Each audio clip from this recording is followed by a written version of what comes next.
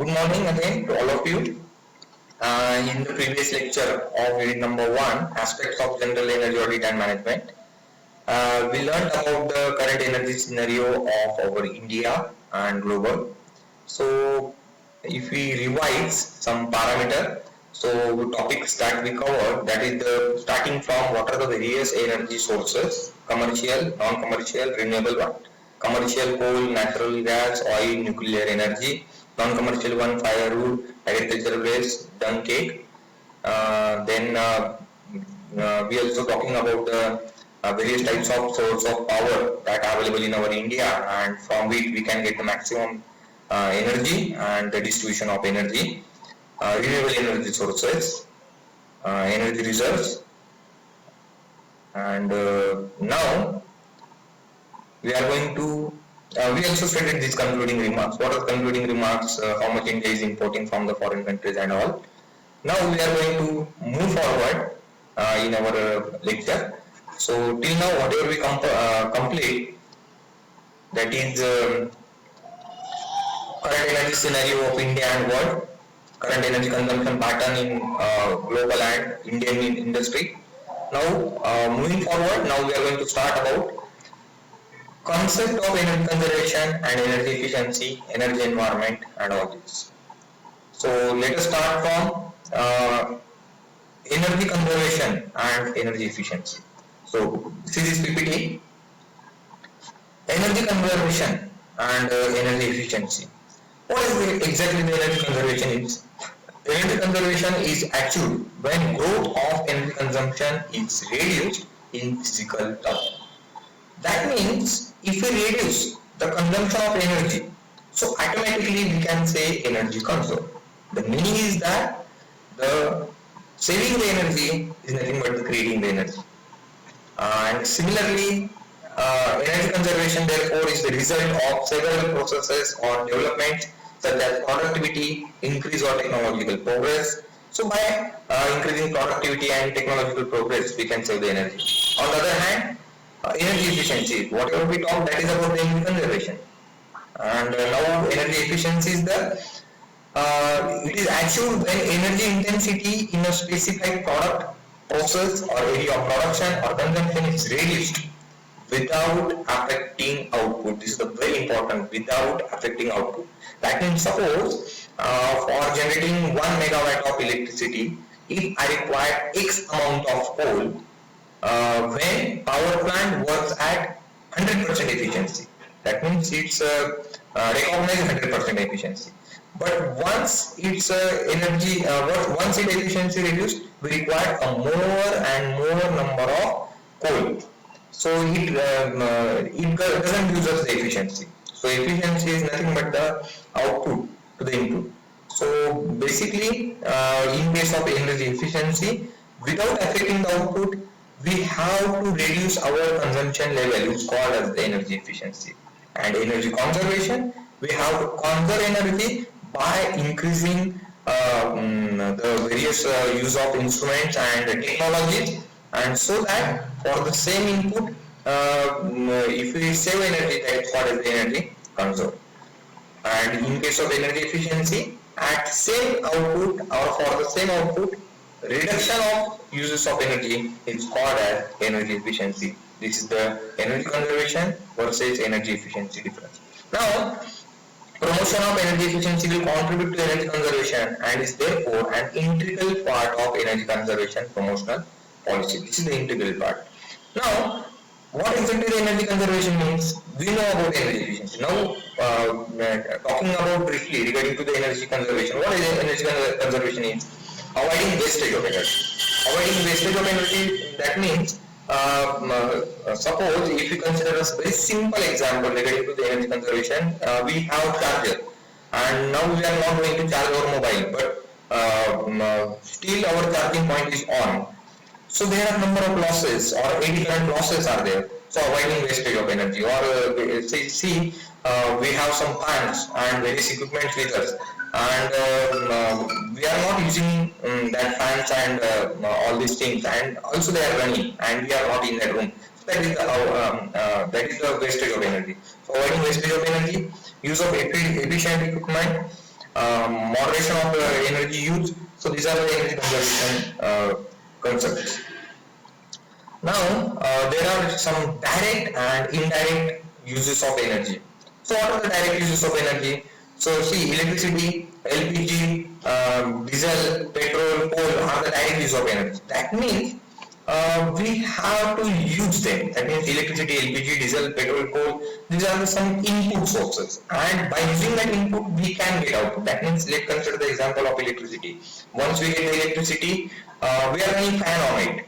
So electricity is the input, and what are the that electrical energy get converted into mechanical energy, that is the output. So it becomes it called as a direct use of energy. LPG, liquefied petroleum gas, we are using directly. Diesel, we are directly using in our automobiles, and we can get output in the form of mechanical energy. So these are the direct sources, and we use lot of materials. So take food, wear clothes, all these activities consumes lot of energies. So for manufacturing of the food, we use various our gas cylinders used in the domestic applications. It also consumes energy. All these activities consumes a lot of energy. Then construction of buildings. For the construction of buildings, we use cranes, various types of drill machines, and all these. So it also consumes the energy. So these are the some direct consumption, direct sources of energy consumption.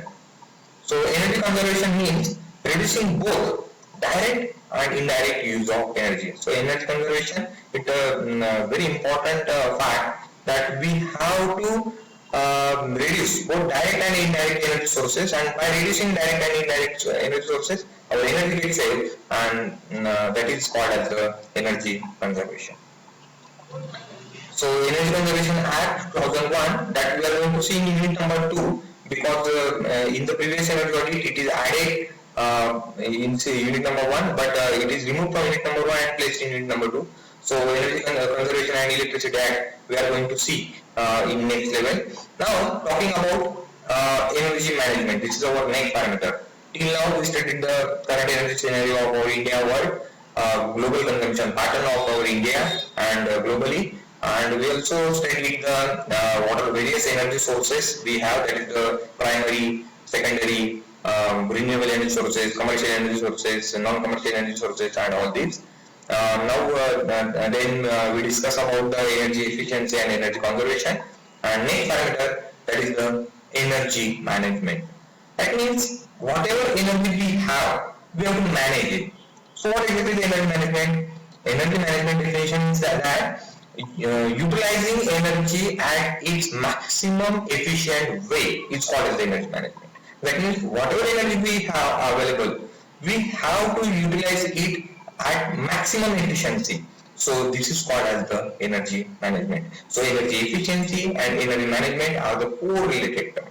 So by using in case of energy management, whatever the various sources of energy we have to manage it efficiently. So that is nothing but the energy management. So the definition given by Bureau of Energy Efficiency regarding to the energy management is that the strategy of adjusting and optimizing energy using system and procedure so as to reduce energy requirements per unit of output while avoiding constant or reducing total cost of producing the output from the system is the definition of energy management. So energy management consists of 4 important pillars that we are going to see in this PPT. So the pillars of energy management are so we have some managerial type of management in our industry. So in industry we have energy auditor also and energy manager also. So energy manager is responsible for this energy management. So what are the tasks of energy management? Energy manager must have to collect the data of the previous consumption pattern, current energy consumption pattern, energy consumption pattern according to the season, current energy consumption pattern regarding to the particular product, specific product, and what are the various resources of energy used in that industry. So all this data collection that is with energy manager. Now according to that, energy manager have to decide energy management. So the important four pillars of that energy manager or energy manager must have. That the technical ability. That means he is technical sound. So once he is technical sound, whatever the energy sources he will get, he can utilize it in a maximum efficient way. Another is a monitoring system.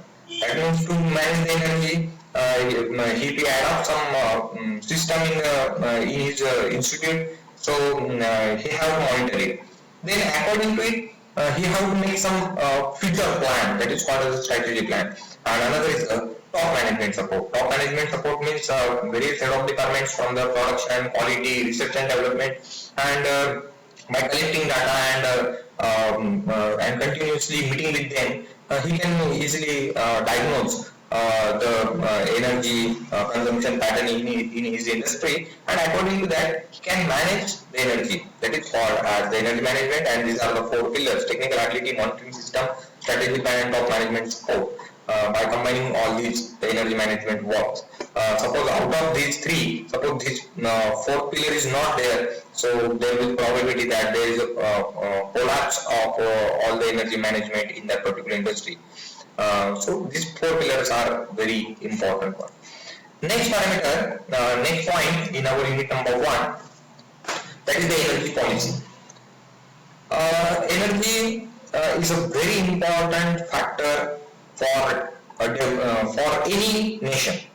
That means suppose we have a tremendous source of energy, so our nation becomes economically strong.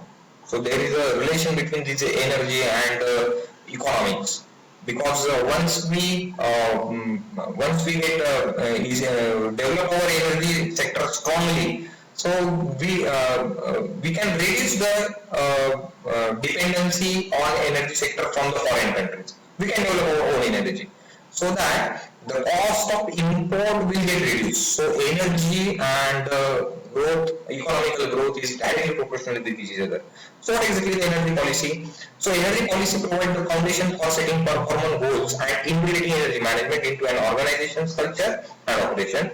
Or energy simple definition or a simple statement given by the Bureau of Energy Efficiency is that regarding to the energy policy is that reducing our dependency on foreign countries regarding to the energy sector. That means we must be fulfilled to generate our energy and electricity by our own way.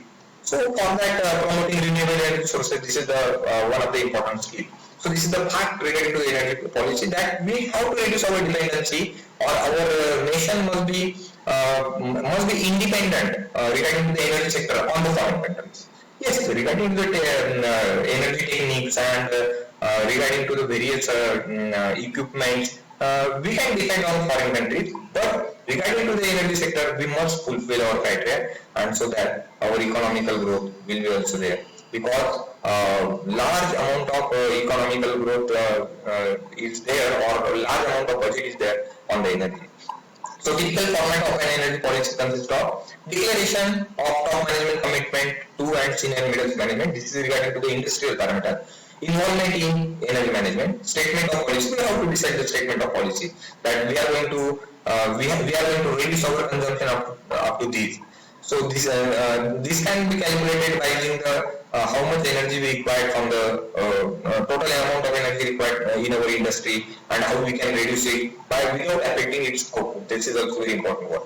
Then statement and objectives separated into short and long terms. So this is the typical format of an energy policy. But when we are going to talking about the energy policy, we have to reduce our dependency on the foreign countries, so that we can do our economy strong. So in that energy policy, what the government do? Government give motivations and various financial support to the renewable sectors, like wind power plant, solar power plant. This is the energy policy, that we are going to invest more and more in renewable energy sources. Second energy policy is that we have to reduce our energy consumption. So for that, building a strong public transportation facility. So building a strong public transportation facility, we can develop our own energy policy. Thank you for this lecture. Again we are going to see in next lecture.